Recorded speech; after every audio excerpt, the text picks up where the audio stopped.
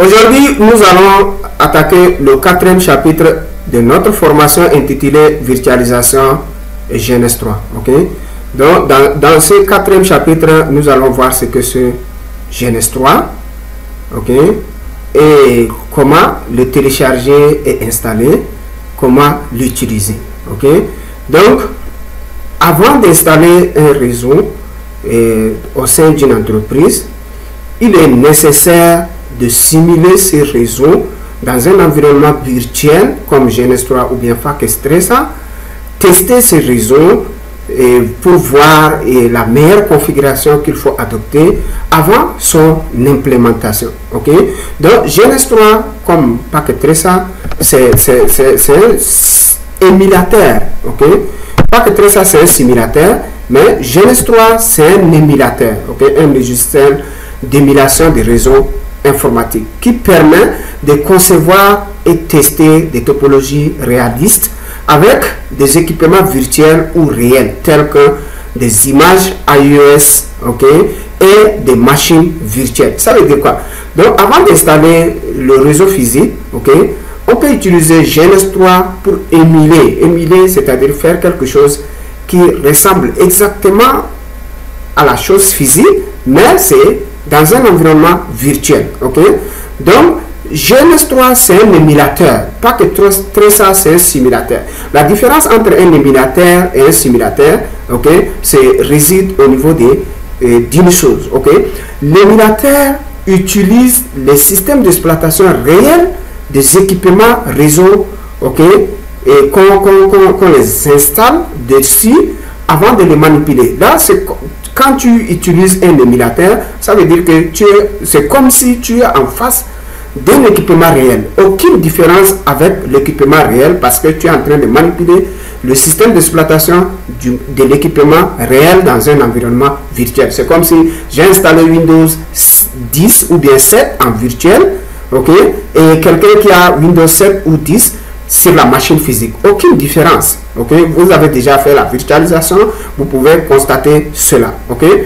Donc, FACStresa par contre, c'est un simulateur, il simule les réseaux, mais comme il n'utilise pas les images réelles des équipements réels, okay, donc il est limité de certaines fonctionnalités. Avec FACStresa, quand vous évoluez à un certain niveau, que ce soit côté routage ou bien switching, il y aura des commandes que FACStresa ne connaît pas. Du coup, il faut forcément aller vers un émulateur comme GNS3 ou bien Cisco Viral ou bien EveNG et d'autres. Okay? Donc, GNS3 est compatible avec Windows, Mac et Linux. Okay? Donc, tu peux installer ça sur ton PC qui a un système d'exploitation Windows ou bien Mac ou Linux. Okay? Pour émuler un réseau, il faut mettre en place le réseau virtuel.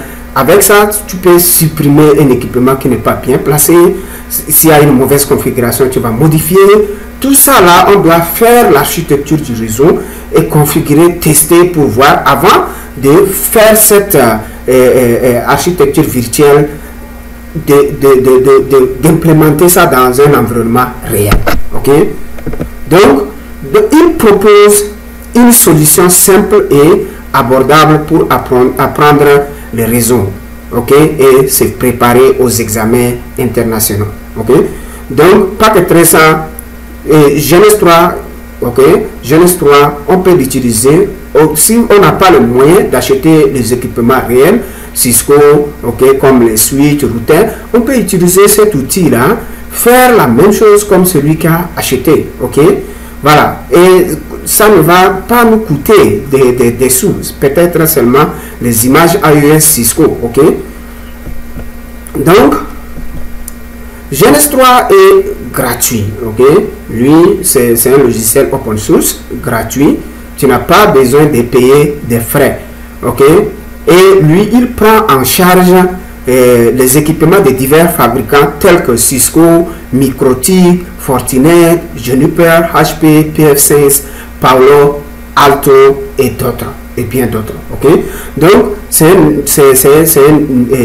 outil gratuit, open source, et lui, avec lui, tu peux charger les images de tous ces équipementiers là. Ok, Cisco, Microtik, Fortinet. Si tu veux faire une formation sur Microtik, il suffit d'avoir seulement les images de Microtik et les insérer dans GNS3 et commencer par faire tes exercices pratiques sur les équipements. C'est comme si tu es sur les équipements réels. Ok, donc maintenant lui il est gratuit, cependant les images qu'on va les insérer ne sont pas tous gratuites. Ok, certaines images iOS sont payantes, par exemple pour ceux de Cisco, Microtik et autres. Ok, les images de PF5 sont majoritairement gratuites. Ok, donc ces images qu'on va les utiliser ne sont pas gratuites. Ok, merci de m'avoir suivi